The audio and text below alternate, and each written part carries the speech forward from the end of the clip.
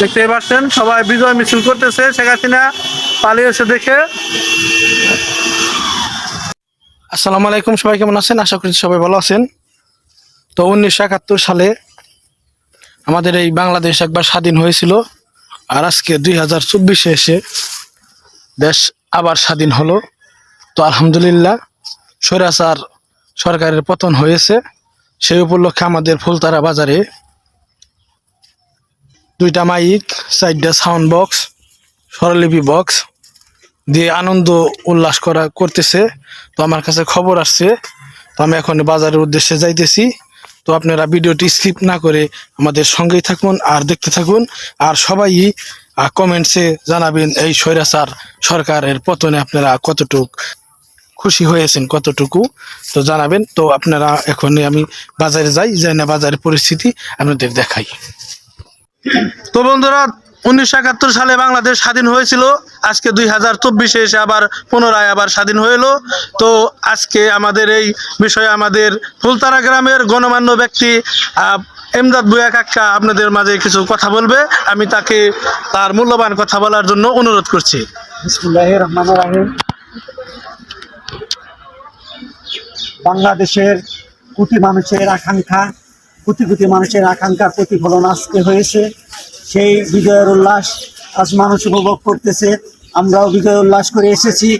আমরা সকলকে বলতে চাই, এই দেশের যত জুলুম আসুক না কেন, ঝড় ঝাপটায় আসুক না কেন, এদেশের মানুষ সঠিকভাবে চলবে, সঠিক নেতৃত্ব দিবে এবং আল্লাহর যে ইচ্ছা, সেই ইচ্ছার প্রতিফলন হয়েছে।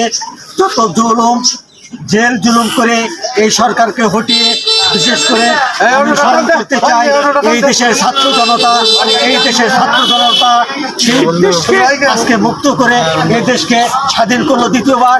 আমরা পরস্পরের প্রতি শ্রদ্ধা রেখে আওয়ামী লীগ যে কর্মপন্থা অবলম্বন করছে আমরা সেটা চাই না। আমরা সকলের সাথে মিলেমিশে এই দেশটাকে কিভাবে উন্নত করা যায়, কিভাবে সমৃদ্ধ করা যায়, দেশকে এগিয়ে নেওয়া যায়।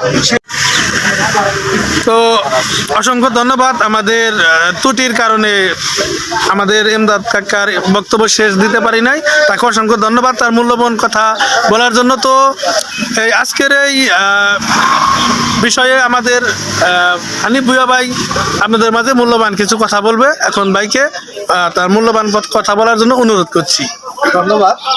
আজকের এই যে আমাদের বাংলাদেশের যে অবক্ষয় গণতান্ত্রিক অধিকার হরণ করে নিয়েছিল স্বৈরাচারী আওয়ামী লীগ সরকার, মানুষের ভাষা, মানুষের ন্যায়ের যে অধিকারগুলো সেগুলো আমাদের কাছ থেকে কেড়ে নিয়েছিল।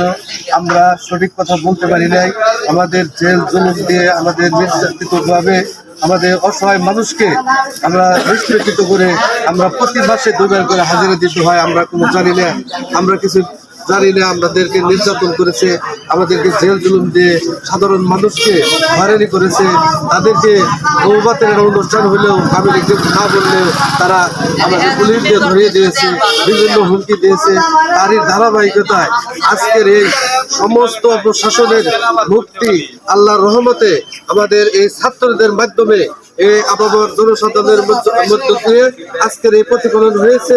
বাংলাদেশের মানুষ আবারও স্বাধীন হয়েছে। এই স্বাধীনতা অক্ষুণ্ণ থাকবে ইনশাআল্লাহ। এই কোটি মানুষের যে মনের ভাষা, যে ন্যায়ের পক্ষে যে আন্দোলন করেছিল, সেই আন্দোলন আল্লাহ শুনেছে এবং আল্লাহর রহমত আমাদের প্রত্যেকের মধ্যে নাজিল হোক। আমি এই ফুলতারা 5 নং ওয়ার্ডের বিএনপির সভাপতি হিসাবে আমি সকলকেই উজ্জ্বল ভবিষ্যৎ কামনা করি এবং কি পাশাপাশি আমাদের এই ফুলতারা এবং বেতবাড়ি এলাকাবাসী নিয়ে আমরা ভবিষ্যতে এক পাত্রে থেকে আমরা কাঁধে কাঁধ মিলিয়ে দেশকে উন্নয়নের স্বার্থে আমরা কাজ করবো ইনশাল্লাহ। আমরা আওয়ামী লীগের মতো কুচক্রী মহলে আমরা ওই একজনের ক্ষতি করব না। আমরা চাবো যে মানুষের ভালো করার জন্য। তাই ধারাবাহিকতায় আজকের এই আমাদের যে স্বাধীন হয়েছে, আমরা যে দেশ ছেড়ে পালিয়ে গেছে, এই জন্য কথা আছে আল্লাহর মায়ের দুনিয়ার ভাই। এই জন্য মানুষ বলছে যে এই যে আওয়ামী লীগ সরকার কখনো পদত্যাগ করবে না, কিন্তু আল্লাহ একজন আছে, অপশাসন কখনো দেশের মঙ্গল আনে না।